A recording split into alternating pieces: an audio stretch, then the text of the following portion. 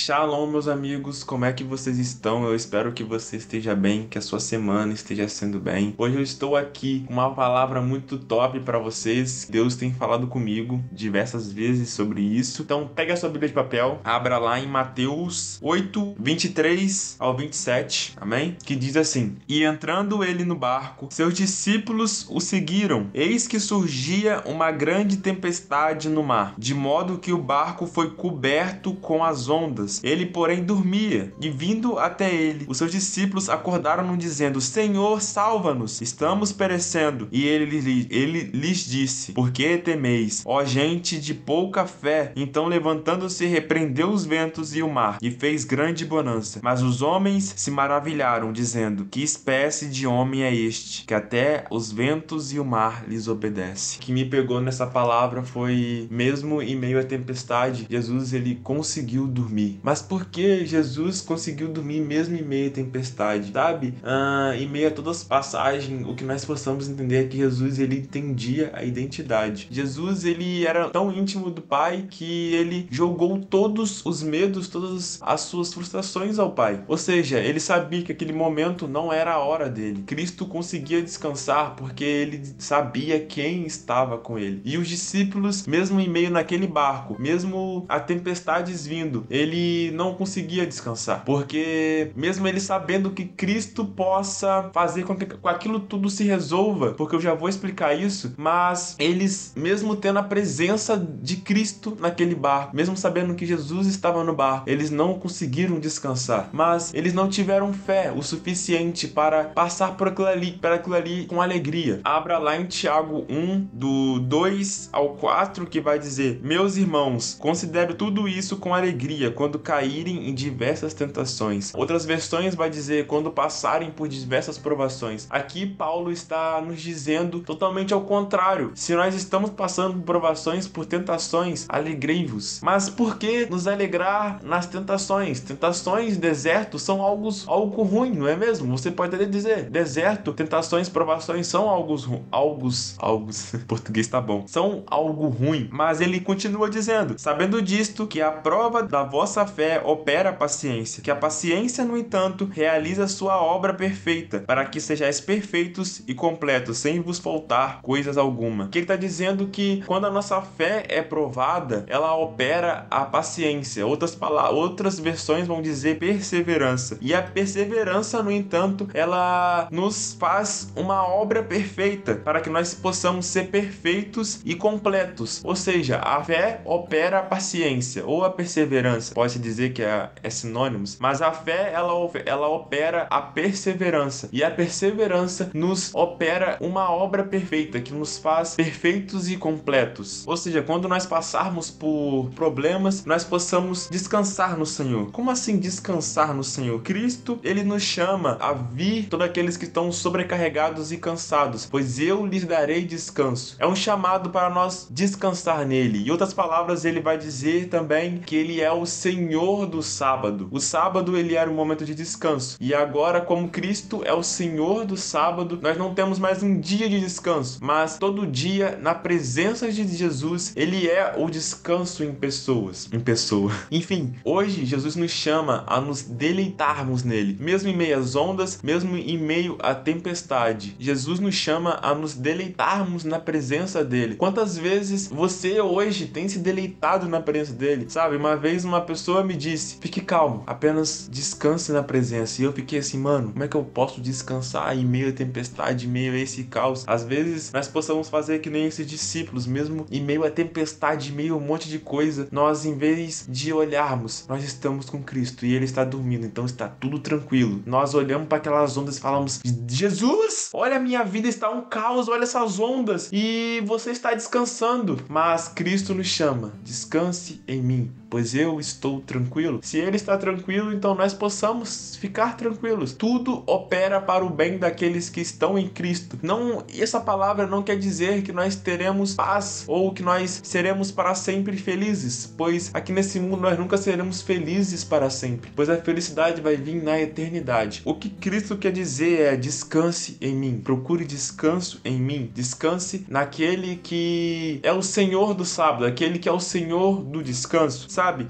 Deus, em sua infinita bondade, ele nos revela a quem a sua alma se deleita, a quem a sua alma se alegra. Lá em Isaías 42 vai dizer o seguinte: eis aqui o meu servo, a quem eu sustenho, meu eleito em quem a minha alma se deleita. Eu tenho posto meu espírito sobre ele, e ele irá produzir justiça para os gentios. Meu eleito em quem a minha alma se deleita. Jesus, Deus em sua infinita bondade, no momento mais crucial da história, no momento exato da história, ele revela em quem a sua alma se deleita. Agora, Cristo, ele tá dizendo aqui que Cristo é o objeto é modo de dizer, tá, gente? Mas Cristo, ele é a quem a sua alma se deleita. No momento mais crucial da história humana, Deus, ele revela em quem a sua alma se deleita, para que nós também, como meros humanos, miseráveis que somos, também possamos nos deleitar nele, nós possamos descansar, nos alegrar naquele que Deus se deleita. Deus vai dizer quando Jesus é batizado: eis aqui meu filho em quem eu me alegro. Deus está revelando o seu filho em quem ele se alegra para nós, para que nós também possamos descansar e nos alegrarmos na presença dele. Talvez nós temos visto um caos em nossa vida, nós temos visto tantas coisas acontecendo, mas talvez porque nós não tenhamos aprendido. Cristo é o objeto de deleite. O objeto é modo de dizer, gente, não leve isso em modo de heresia, mas que Cristo, ele é em quem nós possamos nos deleitar, em quem nós possamos descansar. E nós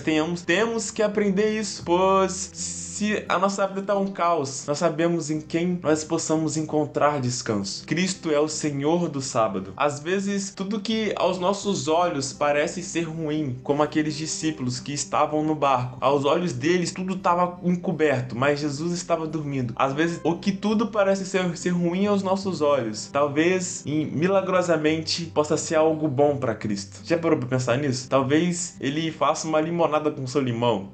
Mas enfim, tudo tem um propósito, tudo tem um porquê. Talvez a gente nunca saberá o porquê, mas a perseverança, a provação da nossa fé opera a perseverança, e a perseverança, a paciência nos faz completos em Cristo, nos faz perfeitos em Cristo. Tudo opera para o bem daqueles que creem. Essa palavra não quer dizer que nós tenhamos paz ou que nós tenhamos felicidade, pois, cara, aquilo que nós passamos é para nos moldar. Tem um livro muito legal que eu não li ele, que ele diz: você escolherá o deserto. Ele diz sobre o João Batista. Mano, sabe o que eu acho incrível sobre o João Batista? João Batista, ele foi para o deserto, ele escolheu viver no deserto. Será que nós estamos dispostos a viver no deserto? Às vezes nós olhamos para o deserto como algo ruim, mas o deserto é um lugar onde a nossa devoção se torna maior. Provação da fé opera a perseverança. O deserto também é um lugar de presença. João Batista escolheu o deserto, e João Batista, ele poderia ser nomeado como rei, vamos dizer, pois as pessoas chegaram nele falando assim: você é Cristo, e ele simplesmente fala: eu não sou Cristo. Será que nós, em nossa maior bondade, que nós somos tão bons, se alguém chegasse em nós e falasse assim: mano, você é tão incrível, você é o Cristo, posso te enaltecer? Será que nós escolheríamos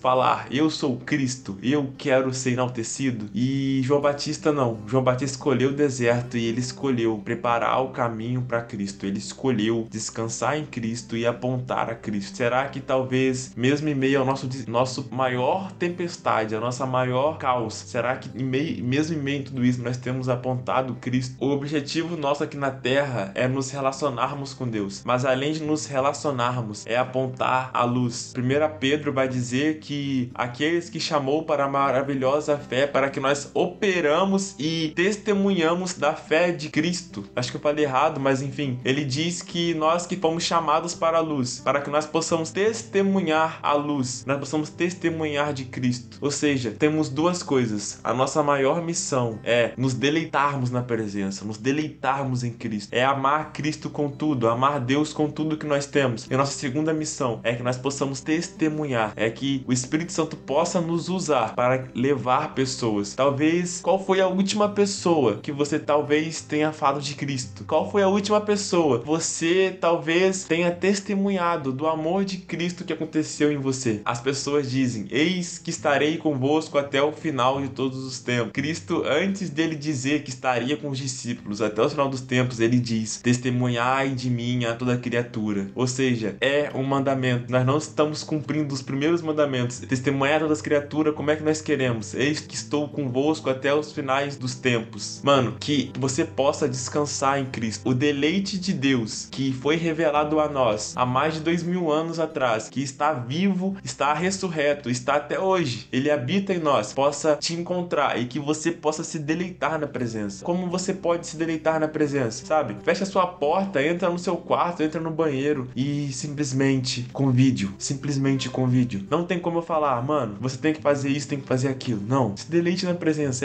Não é algo místico, não é algo surreal, estratosférico. Nós, como seres humanos, nós temos um olhar místico para as coisas. Depois que eu entrar lá, eu vou sair totalmente renovado. Sim, você vai. Mas nós não devemos olhar muitos para as coisas com um olhar místico, sabe? Deus pode muito bem falar com você, agir com você, tocar em você de maneira sobrenatural. Pois Deus, falando com Elias, ele diz que veio um vento forte. Deus não estava no vento. Veio um fogo forte. Deus não estava no fogo. Mas Deus se revelou a ele com uma voz calma, mansa e suave. Sabe, às vezes nós olhamos para momentos que nós queremos e esperamos algo extraordinário, algo que vai surgir do céu. Isso vai ser o meu chamado, eu vou ser feliz pro resto da vida. Não, talvez Deus tenha falado com você, talvez de maneira calma e suave. Talvez você não tenha ouvido Deus, mas talvez Deus tenha somente falado mais baixo para que você chegue mais perto dele. Talvez você não tenha sentido